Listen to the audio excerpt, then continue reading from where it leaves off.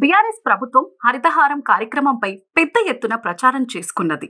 తమ ఏలుబడిలో పచ్చదనం పెరిగిందని పదే పదే ప్రకటిస్తూ హడావిడి చేసింది. నిజానికి అంతటి స్థాయిలో గ్రీనరీ పెరిగిందా అనే అనుమానం అప్పట్లో అందరికీ వచ్చినా ఎవరూ ప్రశ్నించలేదు. అడిగితే ఏమవుతుందని భయంతో మౌనంగా ఉండిపోయారు. కానీ ఆదివారం జరిగిన కేబినెట్ భేటీలో హరితహారంపై సీఎం రేవంత్ రెడ్డి పలు కీలకమైన అంశాలను ప్రస్తావించినట్టు విశ్వసనీయ వర్గాల ద్వారా తెలిసింది. గత ప్రభుత్వం హరితహారంపై చేసిన ఖర్చు, పెరిగిన అటవీ శాతాన్ని లెక్కలు తీయాలని అధికారులను ఆదేశించినట్టు సమాచారం.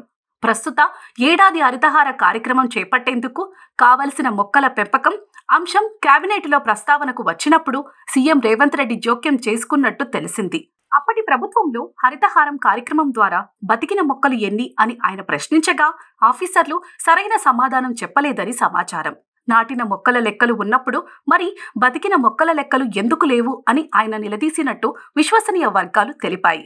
దీనితో అసలు హరితహారం కోసం ఎంత ఖర్చు చేశారు, ఎన్ని మొక్కలు బతికాయి అని గ్రామాలు, జిల్లాల వారీగా లెక్కలు ఇవ్వాలని ఆదేశించినట్టు తెలిసింది. అలాగే హరితహారం కోసం మొక్కలను ప్రభుత్వ నర్సరీల నుంచి సేకరించారా, ప్రైవేటు సంస్థల నుంచి కొనుగోలు చేశారా అనే లెక్కలు ఇవ్వాలని సీఎం ఆదేశించినట్టు సమాచారం. హరితహారం ప్రోగ్రాం ప్రారంభించే సమయంలో మాజీ సీఎం కేసీఆర్, మంత్రులు పెద్ద హడావిడి చేసేవారు.